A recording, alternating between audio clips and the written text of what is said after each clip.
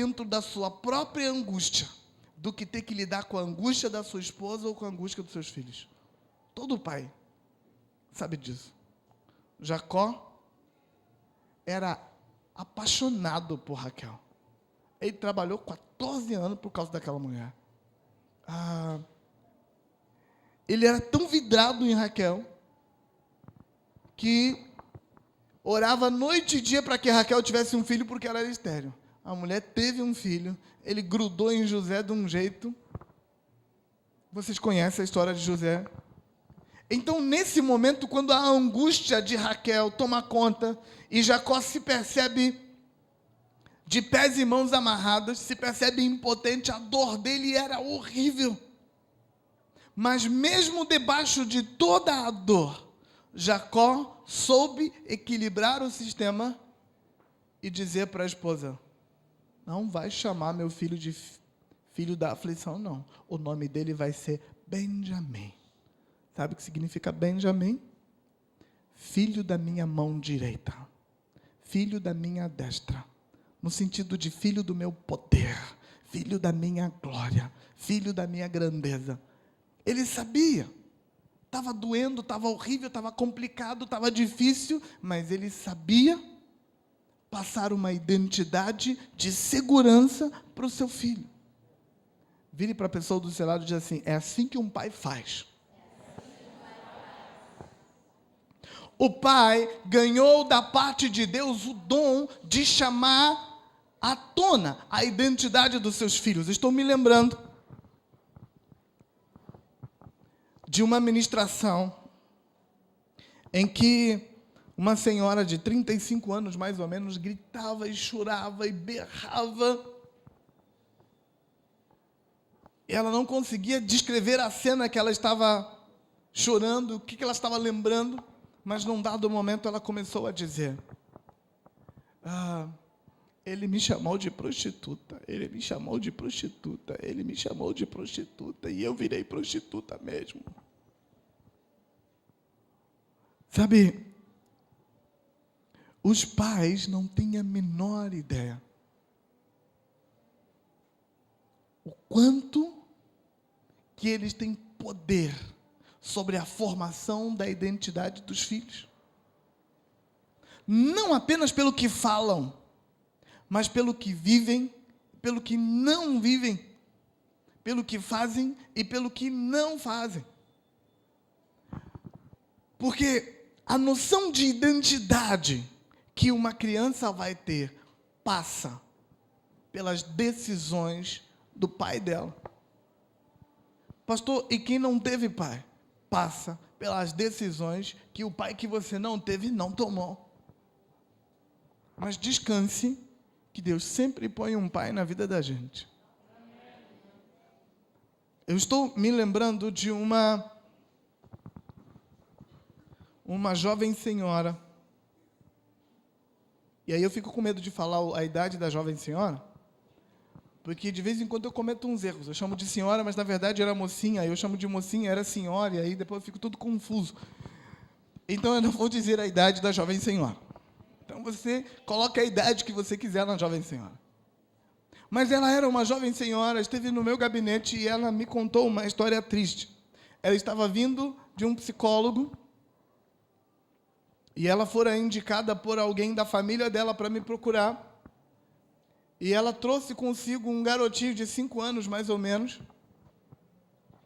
E ela queria que eu fizesse cura interior no garotinho dela. Então eu disse: você pode deixá-lo lá fora e conversar comigo? Ela disse: posso. Então ela deixou ele lá fora e veio conversar comigo. Então ela me contou que uma situação angustiante aconteceu há alguns dias, em que ela estava sentada no sofá da sala do seu apartamento. Não tem aquele apartamentinho? Tem um nome para os apartamentos, não tem? Kitnet, o nome mais chique. Então, ela morava numa kitnet, tipo cozinha, quarto e banheiro. Então, entre a cozinha E o quarto, ela colocou um sofá para parecer que era uma parede. E fazer uma espécie de divisóriazinha ali. As pessoas que moram em apartamento têm que inventar moda. Então, ela estava sentadinha ali no seu sofá, fazendo um crochêzinho, alguma coisa assim, enquanto o seu filho e um coleguinha dele conversavam e brincavam atrás do sofá. Mas eles estavam todos distraídos na brincadeira e não notaram que ela estava no sofá. E então, o coleguinha disse para o filho dela, vamos brincar de bola? Ele disse, eu não gosto de brincar de bola. Vamos brincar de carrinho? Ele disse, eu não gosto de brincar de carrinho. E ela está ouvindo a conversa. Então o coleguinha disse, e do que você gosta de brincar? Ele disse, eu gosto de brincar assim. Você era um gato, e eu era uma gata linda, e você estava apaixonado por mim. Oh. Nessa hora, a coitada da mãe deu um pulo do sofá. E ela ficou desesperada. E ela saiu dali e mandou o coleguinha embora e ficou irritada e brigou com ele e fez um fuzuê dentro de casa e levou o menino no psicólogo. E aí, um psicólogo, depois de ouvir toda a história dela, disse para ela, olha, é o seguinte, algumas pessoas nascem com uma disfunção genética, e aí, por fora, ele é homem, mas por dentro é mulher. E eu acho que o seu filho está com esse problema. Então, não há nada que se possa fazer. A única coisa que você pode fazer pelo seu filho é ajudar ele a aprender a se aceitar. Porque quando ele estiver na adolescência, ele vai se apaixonar pelos garotos. E ele vai ser perseguido. Mas se você ensinar ele agora a aceitar bem isso, ele não vai ter que sofrer. E aí, ela saiu dali e foi compartilhar com uma irmã de uma igreja que, por uma questão de ética, eu não vou falar o nome. Tão bonitinho falar assim, não é? E aquela irmã disse, eu acho que seu filho está endemoniado. E eu acho que ele precisa de cura interior. E lá na igreja do pastor Josimar tem cura interior, leva ele lá. Então ela me contou toda essa história. E eu perguntei para ela, você viu alguma outra manifestação do seu filho dentro dessa direção? Ela disse, olha, depois disso, eu percebi que eu sempre tinha visto. Por outras vezes eu vi meu filho usando minhas calcinhas, usando minhas saias, meus vestidos, mas eu achei que era uma brincadeira. Mas agora que eu vi isso, eu fiquei desesperada, porque é muita coisa junto. E eu perguntei, quanto tempo faz que teu filho está tendo essas coisas? Ela disse, faz muito tempo. Eu acho que é desde quando ele nasceu. Então eu percebi que o discurso defensor do homossexualismo já tinha entrado na cabeça dela. Não era verdade que o menino estava com aquele comportamento desde que nasceu. Não era. Mas ela estava tão impressionada que a conversa daquele psicólogo conseguiu fazer ela acreditar que o menino estava com aquele comportamento desde que nasceu. Não, quando ele saiu da madre, já deu uma desmunhecadinha assim. E eu não prestei atenção, mas agora estou me lembrando. Vire para a pessoa do lado e diga assim, conversa. Preste atenção. Primeira coisa que fiz, quando ela terminou o relato dela, foi perguntar, quem é o pai desse menino? Vire para a pessoa do lado e pergunte assim, quem é o pai desse menino? Normalmente, a gente pergunta quem é a mãe desse menino. Não é verdade? Mas a gente devia perguntar muito mais quem é o pai desse menino. Perguntei sobre o pai. Então ela me contou uma história triste sobre o pai. Ela me disse que tinha um caso com o pai do menino, que o pai do menino era casado, tinha família em outra cidade e que vinha de 15 em 15 dias visitá-la. Então perguntei, e qual é o relacionamento que ele tem com o filho? Ela disse, às vezes ele traz um presente, às vezes não. Então perguntei, quanto tempo ele passa com o menino? Não, ele não passa momento nenhum, porque ele não vem por causa do menino, ele vem por minha causa. Então perguntei, como é que você consegue? Eu sou meio tupetudo às vezes, sabe? Mas só às vezes. Perguntei, como é que você consegue manter um relacionamento onde um homem vem a cada 15 dias e você sabe que não é realmente por sua causa? Na verdade, ele só quer sexo. Como é que se consegue? Então ela começou a chorar e me disse, eu não consigo, pastor, eu só não sei como parar isso. E ela me contou que às vezes ele a obrigava, às vezes ele cometia abuso sexual com ela. Então acendeu uma luzinha e perguntei, o seu filho alguma vez chegou a ver uma cena dessas de ele abusando de você? Então ela se lembrou de uma cena onde o filho entrou no quarto e pegou o pai tentando abusar dela, os dois nus sobre a cama, lutando, e o menino chegou, entrou gritando, larga minha mãe, larga minha mãe, larga minha mãe. E o pai, mais irritado ainda, bateu no menino, colocou ele para fora, fechou a porta e continuou a cena. Agora imagina a cabeça desse menino do lado de fora, com a porta fechada, com aquele monstro lá dentro, com a mãe dele. Então, perguntei para ela, tem algum homem bom na vida desse menino? Porque esse pai dele é um monstro.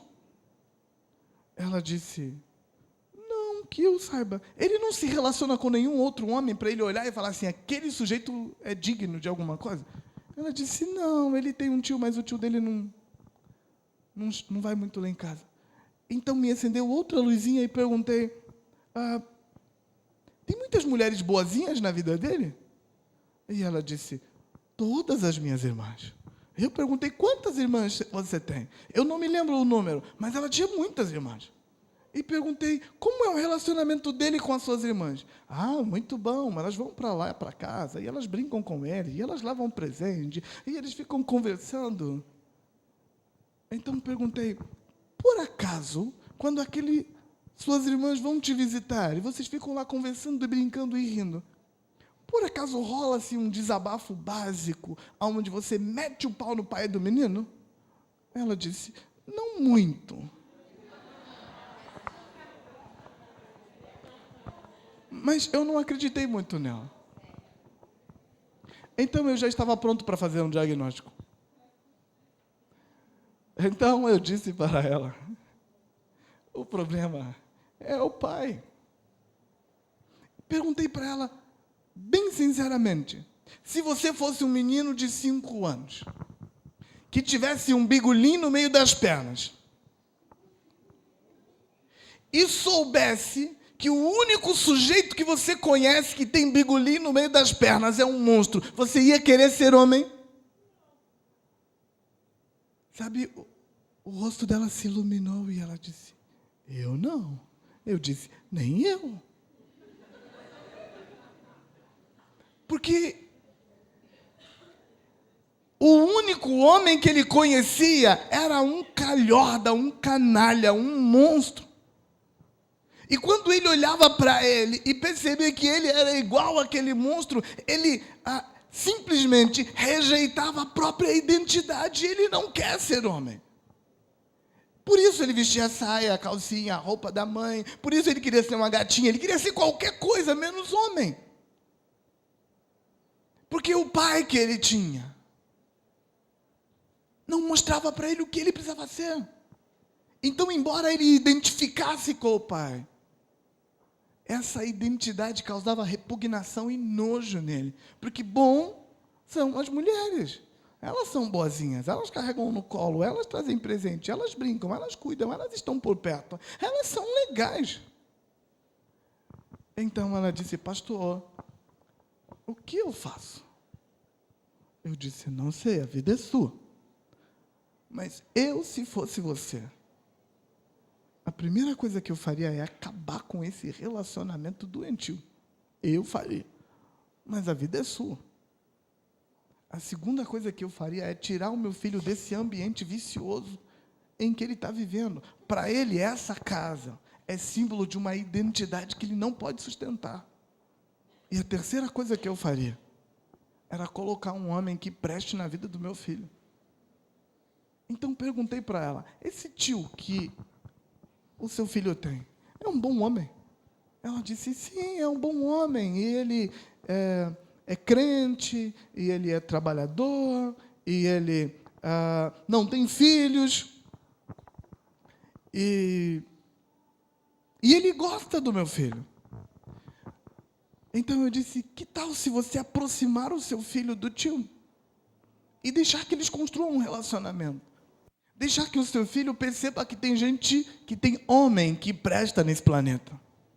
Que nem todos os homens são a imagem e semelhança daquele pai monstruoso que ele tem. Então, ela aceitou as minhas sugestões. Orei por ela, orei pelo menino. Como ela não era crente e não fazia parte do programa, foi só uma sessão de aconselhamento.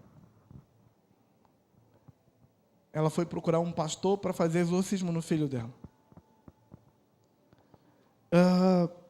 Não a vi mais durante muito tempo.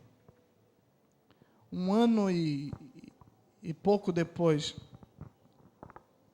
eu a encontrei e ela me contou que o filho dela tinha mudado completamente. Ela disse que cortou completamente o relacionamento com aquele homem, que tirou o filho daquela casa, e que estava fazendo questão de empurrar o filho para estar junto com o tio e deixar ele semanas inteiras lá. Na verdade, ele foi quase que adotado por aquele tio e aquela tia, porque eles não tinham filhos mesmo. Então, e algum tempo atrás eu encontrei aquele garoto de quem ela me contou a história. E eu posso estar sendo positivo demais, eu sei que posso. Mas eu não vi nenhum dos traços do que ela tinha me falado naquele menino mais.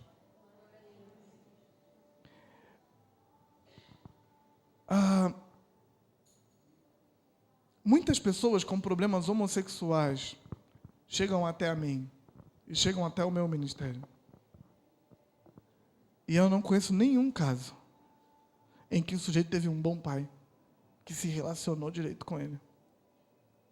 Isso me leva ao fato de que também é o pai que, além de chamar à existência a identidade do filho, também é responsabilidade do pai chamar à existência a identidade sexual. Sabe, Gênesis capítulo 3, versículo 22, aliás, Gênesis capítulo, é isso mesmo, Gênesis capítulo 3, versículo 20. Uma pessoa lê para mim esse texto. Adão deu à sua mulher o nome de Eva, pois ela seria a mãe de toda a humanidade.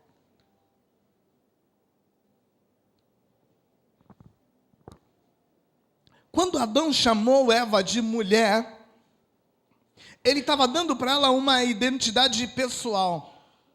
Mas quando ele a chamou de Eva, de mãe de todos os seres viventes, ele estava dando para ela uma identidade sexual.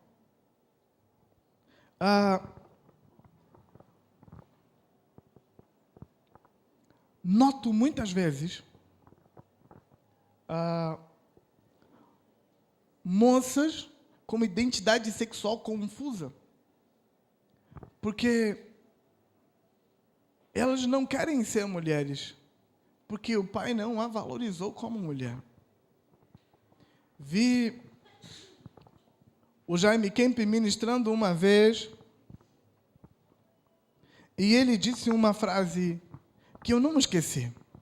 Ele disse: pai, o melhor presente que você pode dar para a sua filha é tratar bem a mãe dela, na frente dela. Sabe, irmãos, alguns pais não conseguem perceber o quanto de mal estão fazendo para a filha quando eles falam aquelas piadas do tipo, mulher no volante, perigo constante, do tipo, posto que era uma mulher que estava dirigindo, do tipo, todo mundo cozinha bem, menos a sua mãe. Quando o pai passa para a filha a imagem ruim que ele tem da mãe dela, a sensação dela é: eu não quero ser mulher. Ou pelo menos não quero ser como a minha mãe. E se ela tiver a personalidade parecida com a da mãe, isso faz ficar ainda pior, porque quanto mais ela tentar ser diferente da mãe, mais vai descobrir que é igual. Isso vai criar um conflito dentro dela. Por quê? Porque o pai é, dentro de casa, o elemento de segurança. Os filhos veem a mãe em desequilíbrio muitas vezes. Mas todas as vezes que o pai está em desequilíbrio, ele sempre apresenta uma boa razão inteligente para estar em desequilíbrio. As mães não. Elas geralmente entram em desequilíbrio e elas não se preocupam em dizer: eu estou em desequilíbrio por isso ou por aquilo. Então o pai acaba sendo, dentro de casa, o pilar, a noção de para onde ir. Então, quando o pai passa para a filha a ideia de que as mulheres são inferiores, de que elas não são boas o bastante, e de que bom mesmo é ser homem, ele faz ela pensar que não quer ser mulher. Ele faz ela rejeitar e criar uma imagem errada de si mesma e da própria sensualidade. Diga: precisamos de pais melhores. O pai também tem um chamado para definir a noção de segurança. Além do pai ter um chamado para definir a noção de identidade, a noção de sexualidade, é o pai que passa para o filho a noção de segurança. Me deixe mostrar para você um exemplo bíblico, um exemplo claro disso. Gênesis 41, versículo 51 e 52.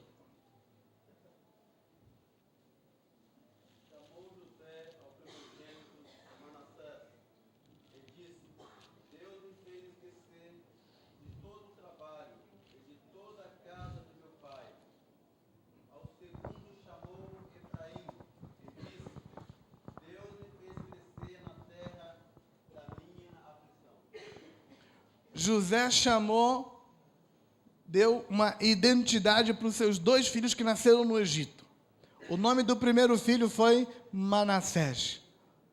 E o significado do nome de Manassés é: Deus me fez esquecer a aflição. Não é um nome bonito? Mas não era verdade, ele não tinha esquecido a aflição.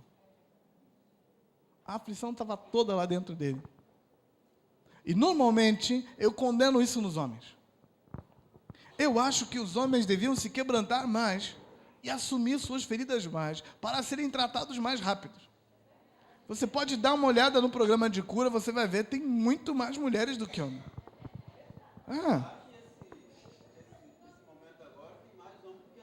É verdade. Amém. Deus está mudando a história, não é? Mas o que quero que você entenda? Aqui eu tenho de tirar o chapéu para José. Por quê? Porque apesar de ele estar errado, escondendo suas próprias feridas, enterrando no fundo do inconsciente suas dores, no momento de chamar à tona a identidade do seu filho, José ignora completamente suas crises. Por quê? Porque para ele é importante que o seu filho não carregue o peso do seu desequilíbrio. Quem é esse menino? Esse menino é alguém que vive acima das lembranças dolorosas, porque Deus me fez esquecer a minha angústia. O segundo filho dele, José, estava num momento cada vez melhor de ascensão. Então ele concentra a identidade do seu filho na melhor emoção que ele estava tendo no momento, que era a emoção de grandeza. E ele diz: o Senhor me fez prosperar na terra da minha escravidão. Isso é completamente o inverso da tendência de Raquel, de dar ao filho o nome da dor.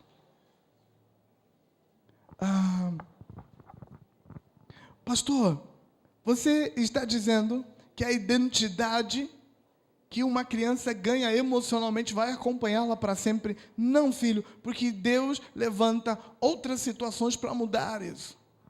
Mas muitas vezes, esse primeiro momento marca tanto, que quando Deus levanta outros momentos para nos sarar, a gente não quer ser sarado. Você está aí? Diga misericórdia. Então, José dá para o seu filho, para os seus filhos, uma noção de segurança, apesar de ele estar vivendo um tempo de aflição, um tempo de insegurança, um tempo longe de casa, um tempo sem sua família, com a sensação de eu não sou de ninguém, não pertenço a coisa nenhuma, de eu não estou ligado a nada, eu sou um estrangeiro nesse país. Pastor, como é que você sabe que José sofria tudo isso? A sequência dos capítulos, quando Deus trata com ele e faz José chorar a sua dor, a gente percebe que estava tudo guardado lá no inconsciente dele. Por isso, o pai recebeu de Deus as ferramentas para chamar a noção de identidade do filho, porque ele consegue apresentar segurança quando não há segurança. As crianças precisam de achar um caminho. O filho precisa de achar um caminho. E quando o pai não dá esse caminho, não dá para ele a sensação de eu estou seguro, fica uma lacuna. No livro Introdução à Cura Interior, na lição sobre o medo, no capítulo sobre o medo, o David diz que a principal, ou uma das principais... um dos principais formadores da tendência para o medo desmedido, descontrolado, é falta de segurança básica. A segurança básica é construída quando o filho sente que pode ficar tranquilo porque papai está ali. Sabe? Você não mexe comigo não, porque eu vou chamar meu pai.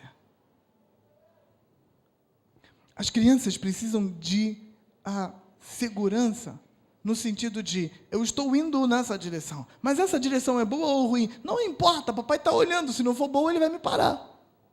Ele não tem que pensar se ele está indo na direção certa ou errada. Por quê? Porque ele tem pai. Quanto mais o tempo passa, quanto mais a criança amadurece, menos ela vai apoiar essa segurança no seu pai e mais ela vai apoiar na segurança que ela já construiu dentro